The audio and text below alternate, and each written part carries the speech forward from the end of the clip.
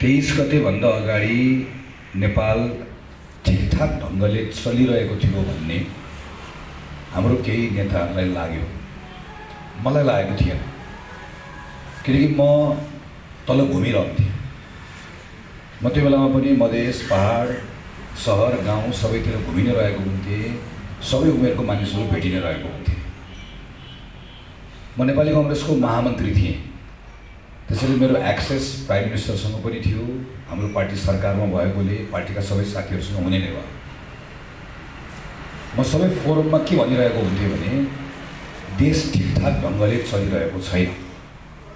खास गरिकन नौजवानहरू, युथहरू एकदमै धेरै रिसाएका छन्।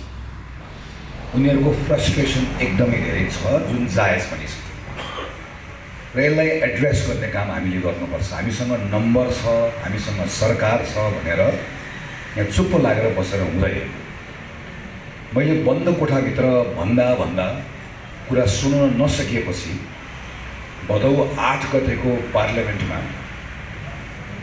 पार्लियामेन्टको फर्स्ट रोमा बसेर उभिएर करिब 20 मिनटको समय लिएर आम नेपालीहरूको र पर्टिकुलरली युथहरूको कुरा प्राइम मिनिस्टरलाई सुनाउने प्रयास पनि गरेँ, तर सुन्नु भयो। अनफर्चुनेटली सेप्टेम्बर 8 र 9 को ठुलो घटना भयो। त्यो घटनाको एउटा पक्ष छ, दुःखद पक्ष छ। आगलागी भएको छ, ध्वंस भएको छ, मानिसहरू मारिएका छन्, खास गरिकन युथहरू मारिएका छन्। स्टेटले पनि नचाहिने बल प्रयोग गरेको छ। आज म आफै घरबार विहीन छु। म जुन घरमा जन्मिएँ, मेरो पिताजीले बनाएको घर, म त मेरो घरमा भएको परिवारसँगै सबैजना आगो लागिबाट बचेर आयो। हाम्रो आफ्नो निजी पीडाहरू छन्, तर त्यसको धेरै ठुलो अर्थ छैन। थुप्रै बाआमाले त आफ्नो छोराछोरी गुमाउनु परेको अवस्था बनेको छ। तर त्यसको मेसेज के हो? त्यसको मेसेज भनेको नेपाल जसरी चलिरहेको छ ठिक ढङ्गले चलिरहेको छैन। यो चेन्ज हुनुपर्छ। यो चेन्जको मेसेज जसले जहाँ छ त्यसले त्यहाँ लिएर जानुपर्छ। म पार्टीमा काम गरिरहेको छु, त्यसैले मैले मेरो पार्टीभित्र चेन्जको मेसेज लिएर जानुपर्छ। त्यसैले म र मेरो साथीहरूले हामीले हाम्रो पार्टीभित्र चेन्जको मेसेज लिएर जाने कोसिस गऱ्यौँ। पहिला हात जोडेर सुनायौँ, लिडरसिपले सुनेन। त्यसपछि औँला उठाएर क्वेसन गऱ्यौँ, त्यसपछि पनि सुनेन। नसुनेपछि हामीले इन्टरभेन गऱ्यौँ, हस्तक्षेप गऱ्यौँ र केही दिन अगाडि नेपाली कङ्ग्रेसको लिडरसिप हामीले चेन्ज गऱ्यौँ। यो नेचुरल कोर्सबाट भएको होइन, यो एक प्रकारले विद्रोह गरेको। यो सेप्टेम्बर 8 र 9 भदौ 23 र 24 गते देशभरिको युथहरू, खास गरिकन तपाईँहरूको उमेरको, तपाईँको जेनेरेसनको युथहरूले चेन्जको जुन आह्वान गर्यो त्यसलाई हामीले सम्मान गरेको, त्यसलाई हामीले सुनेको, त्यसलाई हामीले अन गरेको र तपाईँको भोइसलाई रिप्रेजेन्ट गरेर आफ्नो पार्टीभित्र फाइट गरेको। आज म जितेर आएको छु, सभापति भएर आएको छु। तर यो लडाइँ लड्दै गर्दाखेरि जित्छु भन्ने कुनै ग्यारेन्टी भएर लडेको होइन। जित र हारको वास्ता नगरिकन लडेको। किनकि म केमा विश्वास गर्छु भने आफ्नो कर्म गर्ने हो, फलको बारेमा चिन्ता गर्ने हो। आफ्नो जे ड्युटी छ त्यो ड्युटी गर्नुपर्छ। मेरो ड्युटी यो बेलामा तपाईँको आवाज बोकेर मेरो पार्टीभित्र लड्नुपर्ने थियो। त्यो लडाइँ हामीले लड्यौँ र पार्टी हेर्दै गर्दाखेरि कहिलेकाहीँ चेन्ज सानो देखिन्छ, तर सुरुवात यसरी नै हुने हो। केही दिन अगाडि नेपाली कङ्ग्रेस पार्टीले 165 निर्वाचन क्षेत्रमा उम्मेदवारको चयन गरेको छ। हाम्रो पार्टीको एकजना सांसद र पुरानो नेताले अस्ति एउटा अन्तर्वार्तामा भन्दै गर्दा खुसी लाग्यो कि नेपाली कङ्ग्रेस पार्टीमा लागिसकेपछि पहिलो पटक नेपाली कङ्ग्रेस पार्टीले 165 निर्वाचन क्षेत्रमा उम्मेदवारी बाँड्दै गर्दा एकजनाले पनि एक सुका पैसाको पनि चलखेल भयो भनेर भन्न सक्छ। सानो कुरा हो। तपाईँ सबैले के भन्नुहुन्छ, करप्सन सबैभन्दा नेपालको ठुलो प्रब्लम हो भन्नुहुन्छ। तर करप्सन भनेको कहाँ हुन्छ, जहाँ पनि हुन्छ। यहीँबाट सुरुवात गर्ने, हामीले सुरुवात गऱ्यौँ। यस्तो सानसानो चेन्जेसहरू पार्टीभित्र बढाउँदै लिएर जाने हो। यसको बारेमा फेरि अरू कुनै बेलामा कुरा गरौँला। म काठमाडौँ रातोपुल मैथीदेवीको त्यहाँको बासिन्दा हो। मेरो जन्म यहीँ भएको, म यहीँ हुर्केको हुँ, यहीँ पढेको। मेरो बुवा आमाहरू पहाडबाट बसाइसराई गरेर काठमाडौँ आउनुभएको। मैले काठमाडौँको निर्वाचन क्षेत्र नम्बर 4 मा 3 पटक निर्वाचन लडेँ र 3 पटक शानदार ढङ्गले म विजयी भएँ। म यो क्षेत्रको मेरो मतदाताहरूप्रति म जीवनभर उहाँहरूप्रति म कृतज्ञ रहन्छु, रहनु पनि पर्छ। मलाई आज म जहाँ छु त्यो बनाउने कुरामा मेरो क्षेत्रको मतदाताको ठुलो योगदान छ। म जीवनभर उहाँहरूको ऋणी रहन्छु। यो पटक काठमाडौँको क्षेत्र नम्बर 4 3 पटक भन्दा मलाई सबैभन्दा सजिलो अवस्था बन्यो। सजिलो अवस्था बन्यो भन्ने कुराको पुष्टाइ के कुराले गर्यो भने मेरो उम्मेदवारी काठमाडौँ हो कि सर्लाही हो भनेर टुङ्गो नलाग्ने बेलासम्म अरू प्रतिस्पर्धी पार्टीको उम्मेदवार बन्ने मान्छे पनि त्यहाँ रहेन। म काठमाडौँमा रहन सर्लाही लड्छु भनेपछि बल्ल अरू पार्टीले, चाहे त्यो नयाँ पार्टी होस् पुरानो पार्टी होस्, उसले उम्मेदवार टुङ्ग्याउने अवस्था बन्यो। अहिले मेरो क्षेत्रको पार्टीको साथीहरू पनि मतदाताहरू पनि एक प्रकारले स्तब्ध रहनुभएको अवस्था छ। यत्रो वर्ष चुनाव यहाँबाट हामीले जितायौँ, अहिले पार्टीको सभापति भइसकेपछि र यति सजिलो भएको बेलामा आज यसले हामीलाई किन छाड्यो भन्ने उहाँहरूको प्रश्न छ। मैले उहाँहरूलाई चित्त बुझ्ने उत्तर दिन सकिरहेको छैन। तर म आफू चाहिँ जानेर बुझेर म काठमाडौँभन्दा बाहिर निस्किएको हुँ। मैले मधेसै जान चाहेको, मैले योभन्दा अघिल्लो पटक पनि जाने सोच बनाएको, तर त्यो बेलामा मैले निर्णय गर्ने आँट गर्न सकिनँ। यो पटक मैले आँट गरेको, म सजिलो ठाउँबाट निस्किएको हुँ। किनकि मेरो बाआमा पहाडबाट आउनुभयो, म काठमाडौँमा जन्मेँ हुर्केँ। मलाई के लागेको भने जबसम्म मैले मधेसको माटोसँग आफूलाई मुखले होइन मैले आत्माले मलाई जोड्दिनँ तबसम्म म सिङ्गो नेपालको हुन सक्दिनँ। मैले त्यसलाई आफूभित्र बोक्नुपर्छ, मैले त्यसलाई बुझ्नुपर्छ, थाहा पाउनुपर्छ, मैले त्यसलाई ग्रहण गर्नुपर्छ, म त्यहाँ समाहित हुनुपर्छ। त्यसपछि मात्रै म नेपाली काङ्ग्रेस पार्टी नेपालको राष्ट्रिय पार्टी हो, म त्यसको सभापति छु। त्यसैले मैले त्यसको त्यो जिम्मेवारी सम्हाल्दै गर्दाखेरि मैले मधेससँग आफूलाई नजोडिकन, खास गरिकन चाहिँ काङ्ग्रेसको सभापति भएर तपाईँहरू सबै युवा साथीहरूले आफ्नो घरमा गएर सोध्नुभयो भने यहाँ त सबै हामी एकअर्काले चिनेका साथीहरू धेरै छौँ। म योभन्दा पहिला अर्को जुन कार्यक्रममा गएर आएको सर्लाही 4 गई, त्यहाँ थुप्रै एमालेको साथीहरू हुनुहुन्थ्यो, जनमोर्चाको साथी हुनुहुन्थ्यो, माओवादीको साथी हुनुहुन्थ्यो, जसपाको साथी हुनुहुन्थ्यो। तर त्यहाँ कुराकानी गर्दै गर्दा धेरै जसो थुप्रै साथीहरू, कति त नयाँ साथीहरू हुनुहुन्छ, तर कतिपय साथीहरूको चाहिँ खास गरिकन सर्लाही 4 को सन्दर्भमा हेऱ्यो भने कसै न कसैको बा, कसैको पिताजी, कसैको दादाजी, कोही न कोही कुनै बेला काङ्ग्रेस भएको हुनुहुन्छ। सबैजना त्यति काङ्ग्रेसको उर्वर भूमि हो। मलाई यस कारणले गर्दा पनि मधेस जानु थियो कि मलाई नेपाली काङ्ग्रेस पार्टी जुन मधेसबाटै जन्मियो, सबै तपाईँहरूको पिता पुर्खाहरूले बनाएको पार्टी हो, तर आज मधेसमै नेपाली काङ्ग्रेस पार्टी किन कमजोर भयो? मलाई त्यो प्रश्नको उत्तर खोज्न पनि जानु थियो। म त्यहाँ नगइकन, त्यो ठाउँको नभइकन, त्यसलाई त्यहाँभित्र आफूलाई समाहित नगरिकन मैले यो काङ्ग्रेसको पार्टी बोक्न सक्दिनँ भन्ने मेरो आफ्नो ठम्याइले म आज मधेसमा सर्लाही खास गरिकन क्षेत्र नम्बर 4 रोजेर तपाईँहरूको बिचमा आएको छु। सजिलो ठाउँबाट तपाईँहरूको बिचमा आएको छु, तपाईँहरूको भरोसा गरेर। 5 वर्ष, अब 82 सालदेखि 87 सालसम्म नेपालको चुनाव पछाडिको एउटा संसदको अवधि रहन्छ। यो अवधिमा चुनाव पछाडि के हुन्छ, चुनावको परिणामले देखाउँछ। म त्यसको बारेमा धेरै ठुलो कुरा अहिले गर्दिनँ। तर यो 5 वर्षको अवधि, नेपालको यो 5 वर्षको समय नेपालले अब खेर फाल्न मिल्दैन। हाम्रो संविधान बनिसकेको छ, संविधानका केही विषयहरू टुङ्ग्याउनु पर्नेछ, त्यो विषयहरू हामी टुङ्ग्याउँदै जान्छौँ। यो 5 वर्षको नेपालको राजनीतिको केन्द्रमा के हुनुपर्छ भन्ने बारेमा म एकदम क्लियर छु। केही अगाडिदेखि नै क्लियर थिएँ। त्यो बेलामा मेरो आवाज सबै ठाउँमा पुग्दैन, अब पुग्छ, किनकि म एउटा पार्टीको सभापति छु। अब नेपालको एउटै मात्र मुद्दा, सेन्ट्रल मुद्दा के हुनुपर्छ भने नेपालको पहिलो मुद्दा पनि, दोस्रो मुद्दा पनि, तेस्रो मुद्दा पनि, पहिलो मुद्दा पनि जब, दोस्रो मुद्दा पनि जब, तेस्रो मुद्दा पनि जब, नेपालको रोजगार। अमेरिकाको चुनावको सबैभन्दा ठुलो मुद्दा रोजगारी हुन्छ, बेलायतको चुनावको सबैभन्दा ठुलो मुद्दा रोजगारी हुन्छ। त्यहाँ कति लाख रोजगारी सृजना गर्यो भन्ने आधारमा कोही व्यक्ति प्रधानमन्त्री हुन्छ वा राष्ट्रपति हुन्छ वा उसको पद जान्छ। नेपालमा रोजगारीको मुद्दाको बारेमा कसैले कहिले छलफल गर्नु पर्दैन। मैले कीर्तिपुरको डाँडामा बसेर एउटा व्यक्तिले 3 लाख रुपियाँ कमाउन सक्छ भनेर बोल्दै गर्दाखेरि म सबैभन्दा ठुलो ट्रोलको विषय बनाएँ। तर त्यो मेरो भिजनको कुरा थियो, त्यो मेरो सपनाको कुरा थियो, अहिले पनि छ। म एउटा नेपाली केटा वा नेपाली केटीले नेपालभित्र बसेर महिनाको 2-2.5 लाख 3 लाख रुपियाँ कमाउन सक्ने हैसियत बनाउनु पर्छ भने कम्तीमा सपना त त्यो राख्नु पर्यो, सोच त त्यो राख्नु पर्यो, एस्पिरेसन त राख्नु पर्यो। त्यो बनाउनु पर्छ भन्नको लागि पहिला मैले त्यो सपना राखेँ, सोच राखेँ भने त्यसपछि त्यहाँ पुग्नका निम्ति बाधाहरू के छन् भन्ने कुरा अलि बल्ल पो हटाउन लागिएला।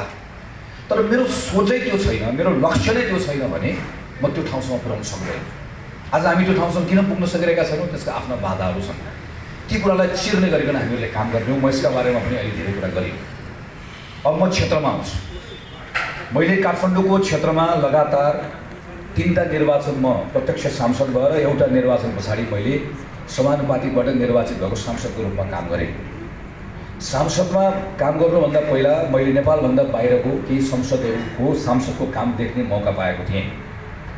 त्यही मौकाबाट सिकेर म नेपालको पहिलो सांसद हुँ जसले सांसद भइसके पछाडि एउटा व्यवस्थित एमपिज अफिस, सांसदको कार्यालय भनेर मैले कार्यालय बनाएँ। मेरो अहिले कार्यालय कालो पुलमा छ। मेरो कार्यालयमा 1जना प्रशासकीय अधिकृत हुनुहुन्छ। बाँकी रहेको मेरो काठमाडौँ क्षेत्र नम्बर 4 को 10-11 जना युवाहरू काम गर्नुहुन्छ। त्यो सबै युवाहरू इन्टर्न, भोलिन्टियर। तर सांसदको कार्यालयमा 3 महिना 6 महिना काम गर्न पाउँदै गर्दा उहाँले धेरै कुरा सिक्नुहुन्छ र भोलि प्रोफेसनल करियरमा त्यो कुरा काम लाग्छ। र मैले त्यो निर्वाचन क्षेत्रमा सांसदको कार्यालय किन बनाएको भने म के कुरा विश्वास गर्छु भने पार्टीको म नेता हुँ, यहाँ अगाडि आएर बसेको छु, सभापति भए, मलाई पार्टीको साथीहरूले हाम्रो तह हुन्छ।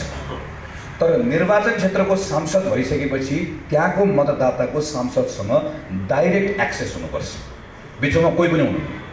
भोलि तपाईँले मलाई भेट्न पाउनुपर्छ भन्दै गर्दाखेरि तपाईँले आज यहाँ सोनुलाई म एकदम आभार प्रकट गर्छु, सोनीले साथीहरूलाई जम्मा गरिदिनु भएको छ, विथ ड्यु रेस्पेक्ट। तर भोलि तपाईँको सिधा सम्बन्ध सोनु मार्फत हो, तपाईँको सिधा सम्बन्ध मसँग हुन पाउनुपर्छ, तपाईँको सिधा मलाई भेट्न पाउनुपर्छ। उहाँ सर्लाहीमा कोही नेता हुनुहुन्छ, नेतालाई भनेपछि ल भोलि गएर गगन दाइलाई भेट्नु पऱ्यो भन्दै गर्दाखेरि फलानुलाई भनेपछि बल्ल भेट हुन्छ। नो, म यो कुरामा विश्वास गर्दैन। एमपी भनेको त्यो क्षेत्रको निम्ति त्यसको त्यहाँको सबैभन्दा ठुलो सेवक, त्यहाँको मान्छेको डाइरेक्ट एक्सेस हुनुपर्छ। त्यो अभ्यासका साथ सांसदको कार्यालय हामीले बनायौँ र त्यो अभ्यासका साथ मैले त्यसलाई सुरु गरेँ।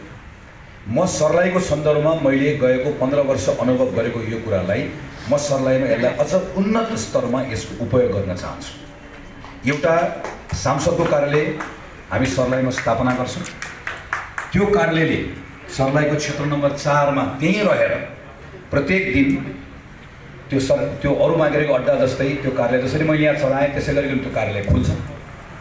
त्यहाँको कुनै पनि साथी कुनै पनि बेलामा आफ्ना सबै विषयहरू लिएर, आफ्ना मुद्दाहरू लिएर, आफ्ना विषयहरू लिएर त्यो कार्यालयमा वकिङ गर्न सक्छ, हिँडेर जान सक्छ। त्यहाँ गइसकेपछि उसका मुद्दाहरूका बारेमा त्यहाँ बसेको साथीहरूले त्यसलाई लिनुपर्छ र त्यसको सल्युसन खोज्ने काम मेरो हुनुपर्छ। त्यसको काउन्टर पार्ट काठमाडौँमा सर्लाही क्षेत्र नम्बर 4 का निम्ति भनेर डेडिकेटेड भएको सांसदको कार्यालय यहाँ रहन्छ। त्यो सांसदको कार्यालयमा म तपाईँसँग मिलेर काम गर्न चाहन्छु। मैले काम गर्ने सबैभन्दा मेजर सेक्टर भनेको मैले अघि नै भने मेरो लागि सबभन्दा ठुलो विषय भनेको इम्प्लोइमेन्टको विषय हो। म सर्लाही क्षेत्र नम्बर 4 को नौजवानहरूसँग तपाईँहरूको रोजगारीको मुद्दामा मैले तपाईँहरूसँग सबभन्दा नजिक रहेर काम गर्ने हो। तपाईँहरूको जिम्मा लिएर मैले काम गर्ने हो। तपाईँहरूको व्यक्तित्वलाई अगाडि बढाउने सन्दर्भमा मैले काम गर्ने हो। मेरो अर्को नेटवर्क मैले गएको 15-20 वर्षमा बनाएको मेरो सबैभन्दा ठुलो नेटवर्क भएको भनेको एजुकेसनमा हो। म सर्लाहीको त्यहाँको तमाम गाउँ-गाउँको स्कुलमा मैले देशभरि निर्माण गरेको यत्रो वर्ष बनाएको मेरो एजुकेसनको त्यो ठुलो नेटवर्कलाई म त्यहाँ युज गर्न चाहन्छु। म अहिले छोटो समय स्वास्थ्य मन्त्री भएर काम गरेँ। मैले गर्वको साथ यति कुरा तपाईँहरूको बिचमा भन्न सक्छु, मलाई मन नपराउने, मलाई दिनरात गाली गर्ने, मेरो बारेमा हजारौं टिप्पणी गर्ने जोसुकैको तपाईँले एकपटक युट्युबमा गएर पछाडि फर्काएर हेर्नुभयो भने उसले म स्वास्थ्य मन्त्री हुँदै गर्दाको कामको प्रशंसा नगरेको एकजना पनि आज मसँग प्रतिस्पर्धा गर्ने साथी तपाईँले रोक्नुहुन्छ। मैले त्यो एरोगेन्स राखेर भनेको है, मैले तपाईँहरूसँग सेयर गर्नुपर्छ। मैले जम्मा 9 महिना काम गरेको हेल्थ मिनिस्टर भएर र मैले मौका पाउँदै गर्दाखेरि मैले काम के गर्न सक्छु भन्ने कुरालाई मैले प्रमाणित गरेर आएको हो। र ग्लोबल्ली आज हेल्थको बारेमा दक्षिण एसियामा हेल्थको पोलिटिकल मान्छे को भनेर भन्दै गर्दाखेरि चाहे त्यो जर्नल लेख्नु पर्यो भने पनि, रिपोर्ट लेख्नु पर्यो भने पनि, बहस गर्नु पर्यो भने पनि त्यो 9 महिना स्वास्थ्य मन्त्रालय चलाएको आधारमा आज पनि मलाई उहाँले सम्झनुहुन्छ। म त्यहाँ जान्छु, नेपालको कुरा राखेर आउँछु, बोलेर आउँछु। यो नेटवर्क जे कुरा बनाएको छु, यो बनाएको नेटवर्क म सर्लाही जिल्लामा, खास गरिकन सर्लाहीको क्षेत्र नम्बर 4 मा त्यसलाई म उपयोग गर्न चाहन्छु र म सक्छु। मैले यो कुरा मेरो आफ्नो क्षेत्रमा, यहाँको क्षेत्रमा मैले गरेर आएको छु। काठमाडौँको वडा नम्बर 30 मा ज्ञानेश्वरको ओह्रालो मुनि तपाईहरु कोही पनि गएर त्यहाँ सानो एउटा स्वास्थ्य केन्द्र छ। त्यो स्वास्थ्य केन्द्र नेपालको होइन, साउथ एसिया, दक्षिण एसियाको वडा स्तरमा भएको, सिङ्गो साउथ एसियाको वडाको स्तरमा, वडाको तहमा भएको सबैभन्दा सर्वाधिक उच्च स्तरको स्वास्थ्य केन्द्र वडाको स्तरमा ज्ञानेश्वरको ओह्रालो मुनि तपाईहरु आज पनि गएर हेर्नुभयो, त्यहाँ तपाईहरुले देख्नुहुन्छ। बेलायतको एउटा नागरिकले जस्तो स्वास्थ्यको सेवा पाउँछ, त्यही तहको स्वास्थ्यको सेवा त्यहाँ पाउँछ। तर त्यो बनाउनको निम्ति मैले किन सकेँ भने स्वास्थ्य मन्त्रालयमा बसेर छोटो समय लिडरसिप गर्दै गर्दाखेरि मैले आर्जन गरेको गुडविल र मैले बनाएको नेटवर्कको कारणले गर्दा मैले त्यो गर्न सकेँ। सानो ठाउँमा गरेँ, एक्सपेरिमेन्ट गरेँ र म त्यहाँको मानिसहरूको सेवा गर्न पाएँ। त्यसले मलाई खुसी पनि दियो। म यो बनाएको नेटवर्कलाई सर्लाहीमा प्रयोग गर्न चाहन्छु। त्यसैले साथीहरूले भन्नुभयो भोलि यहाँ प्रधानमन्त्रीको कुरा त छोडिदिनुहोस् त्यसलाई, किनभने यो त्यो ठुलो कुरा भयो थियो। भोलि निर्वाचन जित्ने मलाई पार्टीले प्रधानमन्त्री उम्मेदवार बनाएको छ, म पार्टीप्रति अनुग्रहित छु, त्यो आफ्नो बाटो भयो। तर सर्लाही क्षेत्र नम्बर 4 का निम्ति मन्त्री प्रधानमन्त्री होइन, म त्यहाँको जनप्रतिनिधि भएर काम गर्छु। म तपाईहरुसँग बसेर काम गर्छु। काठमाडौँमा तपाईहरु जति युथ हुनुहुन्छ, आज तपाईहरु पहिलोचोटि भेटेको छु। तपाईहरुलाई मैले राम्रोसँग नामले चिन्दिनँ, तर ट्रस्ट मी, तपाईहरु मसँग काम गर्दै जाँदै गर्दाखेरि केही समय पछाडि तपाईहरुले फिल गर्नुहुन्छ। तपाईहरु प्रत्येकलाई म नामले बोलाउँछु। तपाईहरु प्रत्येकले नेपाली कांग्रेसको पार्टी सभापति आफ्नो ठाउँमा छ, छोडिदिनुस् त्यसलाई। त तपाईहरुले मलाई आनन्दले गगन दाई भनेर, यो हाम्रै दाई हो, आफ्नै हो, आफैसँगै हो भनेर बिहान बेलुका राति बिहान ल यो दाई यो गर्नु पर्यो, यसो गर्नु पर्यो, मसँग यहाँ आउनु पर्यो, मसँग यहाँ हिँड्नु पर्यो, मेरो यो प्रब्लम छ, मलाई मद्दत गर्नु पर्यो भन्ने कुरामा तपाईले एकदम नजिकको साथीको रूपमा मलाई पाउनुहुन्छ। That's my word. मैले त्यो गर्ने, किनकि मैले अहिलेसम्म आफूलाई बनाएकै यही कुरामा म एकदम सामान्य परिवारको मान्छे हुँ। एकदम सर्वसाधारण सामान्य परिवारमा आएको, स्ट्रगल गर्दै आएको, दुःख गर्दै आएको, एसएलसी पास गरेपछि इमिडिएट घर घरमा गएर ट्युसन पढाएको, रेडियोमा काम गरेको, टेलिभिजनमा काम गरेको, काठमाडौँको स्ट्रगल मैले देखेको छु। एउटा सामान्य परिवारबाट गर्दै गर्दै गर्दै आएको। तर मसँग सपना छ। मेरो परिवारका सबै सदस्यहरू, मेरो वरिपरिका मानिसहरू जुन बेलामा, जतिखेर मैले काठमाडौँको प्राइभेट स्कुल पढ्ने मौका पाएँ त्यही बेलामा आई वाज लकी। मैले नेपालभन्दा बाहिर गएर मजाले बस्ने अवसरहरू प्राप्त गरेँ। तर संयोगले 12 कक्षा पढ्दै गर्दाखेरि विद्यार्थी राजनीतिको चस्का लागिसके पछाडि नियतिले मलाई आफ्ना बारेमा सोच्ने कुरा भन्दा पनि मेरो प्रयास सक्यो भनेदेखि पनि यो देशको कहीँ न कहीँ सेवा गर्ने मलाई एउटा यो कहीँ न कहीँ त्यो अवसर मलाई उपलब्ध गराएको छ भन्ने ठानेर मेरो आफ्नो जीवनका सबै कुरा छाडेर समर्पित गरेर लागेको छु। म अरू 8-10 वर्ष पोलिटिक्समा एक्टिभ भएर बस्छु। त्यो मेरो, मैले सधैँ भनेको छु, मेरो पोलिटिकल लाइफ सकिसके पछाडि म मन्त्री भएँ कि प्रधानमन्त्री भएँ कि के भयो कि के भएन भन्ने कुरासँग मलाई कुनै पनि सरकार छैन। म सर्वसाधारण भएर हिँड्ने हो। सामान्य मान्छे भएर हिँड्दै गर्दाखेरि मलाई बाटोमा मान्छेले हात समातेर मलाई माया गरेर आदर गरेर दुईटा कुरा भन्दै पनि मलाई पुग्छ। म त्यति हो मेरो जीवनको हो। र मैले यत्रो वर्ष काठमाडौँको कन्स्टिट्युन्सी नम्बर 4 को सांसद भएर काम गरेँ। आज म त्यो क्षेत्र छोडेर गएको छु। त्यहाँको साथीहरूको आँखामा पनि आँसु छ, मेरो आँखामा पनि आँसु छ। तर मलाई के कुरामा सन्तोष छ भने मैले आज 3 पटक एउटा क्षेत्रबाट सांसद भएर जाँदै गर्दाखेरि पनि चौथो पटक त्यही क्षेत्रमा यही साथी फेरि उम्मेदवार भएर आइदियोस् भन्ने त्यति कुरा मैले कायम राखेको छु। मेरो क्षेत्रमा कांग्रेस पार्टी वडामा चुनाव हार्यो, प्रदेशमा पनि चुनाव हार्यो, सबै ठाउँमा चुनाव हार्यो। तर कांग्रेस, एमाले, माओवादी नभनिकन 3 पटक पार्टी वडामा स्थानीय चुनाव सबै हार्यो। तर मैले सांसदको चुनाव सधैँभरि जितेँ, किनकि त्यहाँको मतदाताले त्यति कुरामा एउटा भरोसा गर्नुभयो, त्यति विश्वास गर्नुभयो। अब म अन्त्यमा तपाईँहरूकै भरोसामा छु।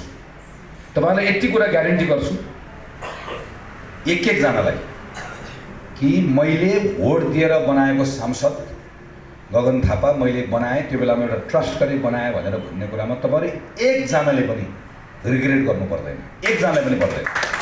त्यति म तपाईलाई एस्योर गर्न सक्छु।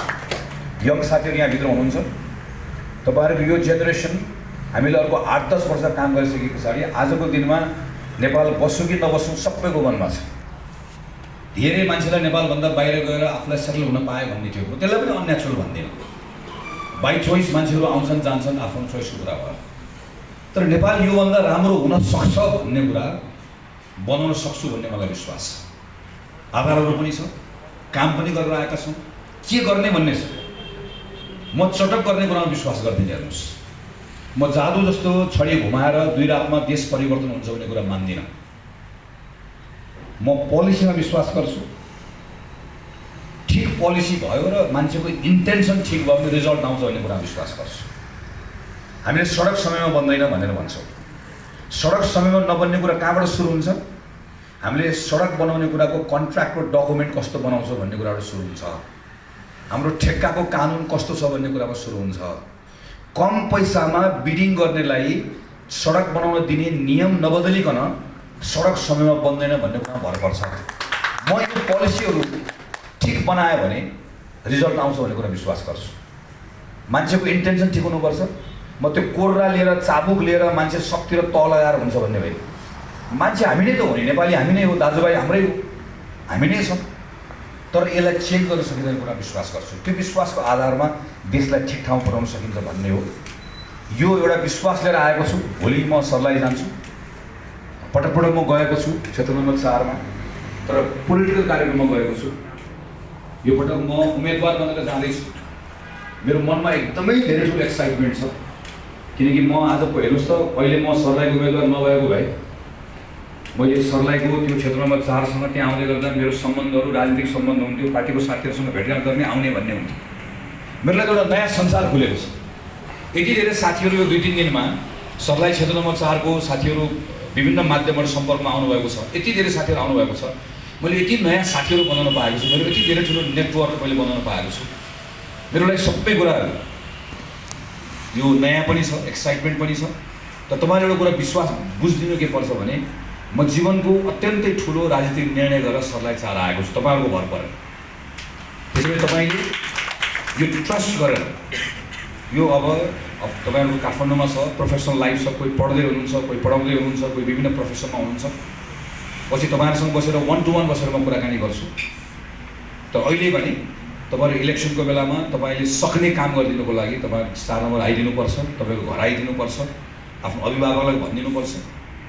हाम्रो साथी, हाम्रो दाइ हामीलाई पनि सोधेर हामीलाई भर गरेर हाम्रो क्षेत्र आएको छ, उसलाई यो ठाउँको सांसद बनाएर हामीले पठाउनुपर्छ भन्ने एउटा विश्वासका साथ तपाईहरुले काम गरिदिनु पर्नेछ। म तपाईहरुको भरोसा गरेर आएको छु। मैले अहिले भने यति मिनट टुङ्ग्याउँछु, I will not let you down. तपाईहरु एक जनाले पनि मेरो चोइस रङ भएछ, मैले हामीले गलत मान्छेलाई गरेको भन्ने कुरा म एक ठाउँ पनि आउँदैन। तपाईहरुसँग कम्प्लिटली सबै सुख दुःखमा मेरो पोजिसन चाहिँ सुकै होस्, तपाईहरुसँग उभिने यो मेरो आफ्नो ठाउँको मेरो आफ्नो कमिटमेन्ट तपाईहरुको बीचमा राख्दै आज सोनु भाइ, बलदेव लगायत साथीहरूले जुन अर्गनाइज गर्नुभयो, तपाईहरु आइदिनु भयो, तपाईहरु सबैसँग म एकदमै ग्रेटफुल छु। फेरि उही सर्लाहीमा पनि भेटौँला, काठमाडौँमा पनि भेटौँला। तपाईहरुसँग चाहिँ यो राजनीतिक यात्रामा अब बल्ल सुरुवात भएको छ, लगातार तपाईहरुसँग कुराकानी हुन्छ। यति कुरा राख्छु। धन्यवाद। जय नेपाल।